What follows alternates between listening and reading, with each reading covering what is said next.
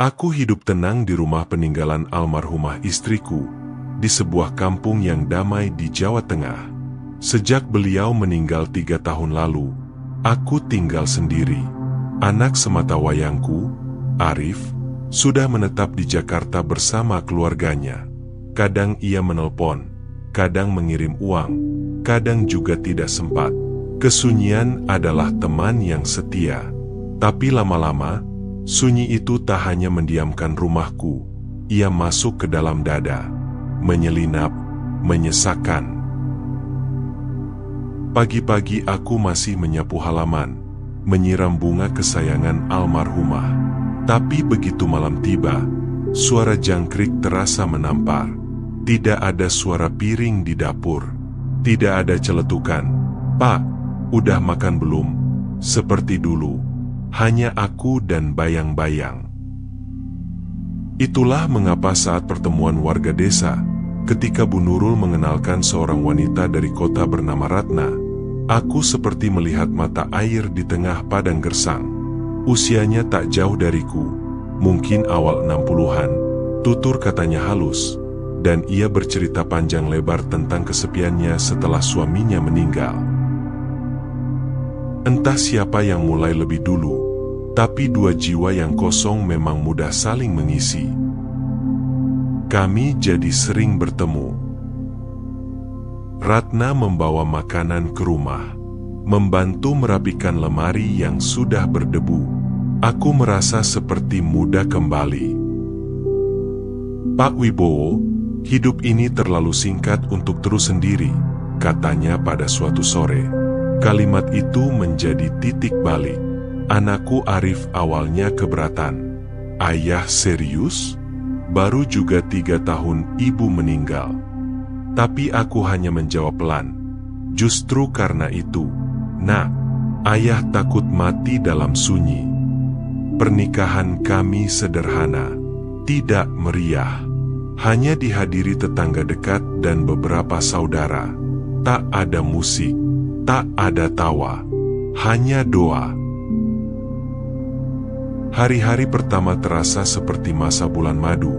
Meskipun kami bukan pasangan muda, Ratna perhatian, lembut, bahkan suka membaca Al-Quran di pagi hari. Ia mulai mengurus rumah, mengatur dapur, bahkan mengusulkan renovasi kecil agar rumah tampak lebih cerah. Namun, lambat laun, aku mulai menyadari sesuatu yang aneh. Setelah menikah, Ratna menjadi orang yang berbeda. Ia mulai sering meminta uang, alasan macam-macam. Untuk ganti kursi tamu, beli perhiasan sedikit, uang arisan, bantu keponakan di kota. Awalnya aku tidak keberatan. Toh uang pensiun dan tabunganku masih cukup. Tapi permintaannya makin sering, jumlahnya makin besar. Ia mulai mendesak agar aku menjual sawah kecil warisan istriku. Daripada sawah itu terbengkalai, mending dijual aja, Pak. Kita bisa buat modal usaha kecil di rumah. Aku sempat ragu, tapi wajahnya yang memelas dan perasaan bersalah karena terlalu banyak menolak membuatku luluh. Lalu sawah itu dijual, lalu sepeda motorku juga, lalu tabungan pensiunku tinggal separuh. Ia mulai berubah. Yang dulu lembut, kini mudah marah. Yang dulu ramah, kini cuek. Ratna mulai sering keluar rumah. Katanya arisan, kadang ke kota, kadang jalan-jalan sama teman lama. Aku curiga, tapi aku tidak punya bukti. Lagi pula, apa dayaku? Usia renta dan hati yang mudah ditundukkan rasa takut ditinggalkan membuatku diam. Sampai suatu hari, aku mendengar tetangga bergosip lirih. Aku lihat Bu Ratna sering dijemput laki-laki muda pakai mobil hitam. Katanya bukan suami, cuma teman, tapi sering banget. Hatiku mencelos. Malam itu aku tanya padanya. Ia langsung marah, membanting piring. "Bapak nggak percaya sama saya? Saya capek loh di rumah ini." Beberapa bulan setelah kejadian itu, Arif pulang. Ia datang tanpa pemberitahuan. Rumah tampak kacau. Beberapa perabot lama almarhumah ibunya hilang. "Mana meja rotan ibu?" "Yah?" tanyanya. Aku menunduk. Ia melihat wajahku yang lesu, kurus, tak terurus, dan matanya mulai berkaca. "Ayah, apa ayah bahagia sekarang?" Aku tak menjawab, tapi air mataku menetes pelan. Setelah Arif pulang dan melihat keadaanku yang seperti kehilangan cahaya, ia mulai sering duduk bersamaku, menyeduh teh, lalu pelan-pelan membuka pembicaraan. "Ayah tahu kan, aku dulu sempat khawatir tentang pernikahan ini, tapi aku juga sadar, ayah kesepian." Aku hanya mengangguk, telingaku mendengar, tapi batinku tak sanggup berkata apapun. Arif lalu menawarkan agar aku ikut tinggal bersamanya di Jakarta. Daripada ayah di sini terus, rumah ini pun sekarang lebih banyak sepinya. Aku bisa siapkan kamar. Namun Ratna, yang mendengar pembicaraan itu, justru menuduhku ingin meninggalkannya. Ia meluap, seperti gunung api yang selama ini menahan lahar. "Jadi sekarang Bapak mau pergi sama anak Bapak? Setelah saya temani Bapak selama ini? Mana rasa terima kasih Bapak?" Aku terdiam. Mataku menatap lantai. Aku tahu kemarahannya bukan soal aku pergi, tapi soal uang. Kalau aku pergi, aliran uangnya berhenti. Arif ingin bicara baik-baik dengan Ratna, tapi aku melarang. Aku tahu, perempuan itu tidak akan bisa didekati dengan logika. Terlalu banyak lapis keinginan dalam dirinya. Beberapa hari setelahnya, Ratna tidak pulang. Ia membawa beberapa pakaian dan tas tangannya. Awalnya kupikir ia hanya ngambek. Tapi setelah seminggu berlalu, kabar itu datang. Seorang tetanggaku, Pak Kadir, datang terburu-buru ke rumah. "Pak Wibowo, maaf, saya lihat Bu Ratna di kota, di hotel, bersama laki-laki muda. Saya pikir Bapak harus tahu." Jantungku seperti dicekik, tapi anehnya, aku tidak marah, tidak syok. Aku hanya merasa hampa. Beberapa hari kemudian, Ratna mengirim pesan. Bukan telepon, bukan surat, hanya satu baris di layar ponsel jadulku. "Kita pisah saja, Pak. Hidup kita beda. Jangan cari saya lagi." Begitu saja. Setelah Ratna pergi, aku mulai menghitung bukan hanya berapa banyak uang yang hilang, tapi juga berapa banyak kenangan yang terhapus. Benda-benda rumah tangga yang dulu bermakna tapi kini raib tanpa jejak. Meja rotan Bu Sri, satu-satunya benda yang tidak pernah kupindahkan sejak dulu, telah dijual tanpa izin. Piring-piring peninggalan pernikahan kami juga lenyap. Bahkan koleksi buku tua milikku, sebagian sudah tak ada. Yang tersisa hanya aku, dan rumah yang sepi. Namun kesepian kali ini lebih sunyi, karena ia datang bersama rasa bodoh, rasa tertipu, dan rasa malu. Setelah kejadian itu, aku mulai lebih sering ke musala kecil di pojok kampung. Bukan hanya untuk sholat, tapi juga duduk diam di pojok ruangan yang sejuk, memandang sajadah, langit-langit kayu, dan mendengar suara angin. Beberapa anak muda memanggilku Mbah WB. Mereka suka menanyaiku soal kehidupan. Ada yang baru nikah, ada yang baru usaha. Aku hanya tertawa kecil dan berkata, "Jangan terlalu cepat percaya, Nak," bahkan pada rasa yang terasa paling hangat sekalipun.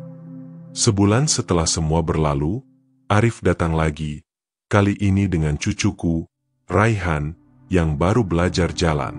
"Ayah, aku serius soal ajakan tinggal di Jakarta. Rumah kami cukup besar. Raihan juga pasti senang ada kakeknya. Aku menatap wajah cucuku yang polos.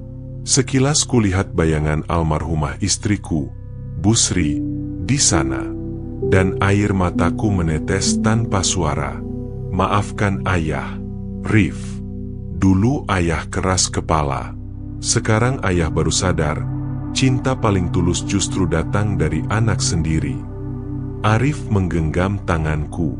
Tak apa, Yah. Masih ada waktu untuk menebus semuanya. Akhirnya, aku memutuskan untuk ikut Arif ke Jakarta.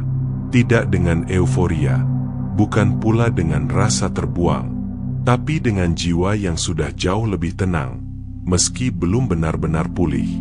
Di rumah Arif, aku disambut hangat oleh menantuku, Lestari. Ia menyuguhkan teh sambil mengusap pundakku, sesuatu yang belum pernah kurasakan sejak Busri tiada. Di rumah ini, Bapak tidak akan sendiri, katanya. Aku hanya mengangguk. Usia telah mengikis kemampuanku untuk banyak bicara. Tapi aku belajar satu hal, rasa disayang tak perlu banyak kata. Setiap malam, aku duduk di balkon rumah Arif, menatap lampu-lampu kota dari kejauhan. Kadang Raihan ikut duduk di pangkuanku, bermain dengan jari-jariku yang mulai keriput. Dalam diam, aku sering bicara sendiri. Maaf ya, aku terlalu cepat mencari pelarian. Aku kira cinta bisa dibeli dengan perhatian seadanya dan uang yang banyak. Ternyata aku hanya menipu diriku sendiri. Busri mungkin tidak mendengarku, tapi aku merasa ia memaafkanku dalam doanya yang dulu tak pernah putus. Beberapa bulan kemudian, aku mendengar kabar bahwa Ratna tertipu oleh lelaki yang bersamanya. Hartanya habis, dan ia mengontrak kamar sempit di pinggiran kota. Kukira aku akan merasa puas, atau setidaknya lega. Tapi nyatanya, aku hanya merasa kasihan. Ternyata dendam pun butuh tenaga, dan aku tak punya tenaga lagi untuk itu. Dulu aku suka menulis puisi, cerpen, dan potongan renungan kecil di buku catatan. Kegiatan itu kutinggalkan saat hidup terlalu sibuk dan lalu benar-benar kulupakan setelah Busri pergi. Tapi di rumah Arif, aku kembali menulis. Bukan untuk siapa-siapa, hanya untuk diriku sendiri. Untuk mengurai luka yang selama ini mengendap dalam diam.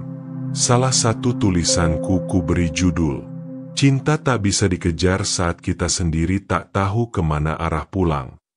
3 tahun berlalu sejak hari terakhir aku meninggalkan rumah lamaku. Dan tubuhku mulai melemah. Sakit-sakit kecil yang dulu bisa kuabaikan kini berubah jadi panggilan tubuh yang tak bisa dihindari. Dokter bilang ginjalku mulai melemah, tapi aku tak mau menjadi beban. Arif dan Lestari tetap bersikeras merawatku. Di suatu sore yang teduh, aku duduk bersama Arif, menatap Raihan yang kini sudah bisa bersepeda kecil-kecilan. Ayah sudah tidak punya banyak waktu, kataku perlahan. Arif menggenggam tanganku. Waktu yang ada cukup, Yah. Karena ayah pulang ke rumah yang benar. Aku menatap langit. Awan putih bergerak perlahan. Tak ada ratapan. Tak ada air mata. Hanya rasa syukur. Kini aku percaya, tak semua kehilangan itu buruk. Kadang, kita harus kehilangan harta untuk menemukan makna. Kehilangan orang untuk menemukan yang tulus. Kehilangan diri untuk akhirnya bisa mengenali siapa kita sebenarnya. Aku memang pernah bodoh. Aku pernah tertipu. Tapi aku juga pernah mencintai dengan jujur. Dan aku bersyukur karena masih diberi waktu untuk memperbaiki luka, meski tak semua bisa sembuh. Aku menikah lagi di usia tua. Dan kini, aku kehilangan segalanya. Tapi kehilangan itu mengantarkanku pada sesuatu yang lebih berharga dari apapun, keluarga yang sejati.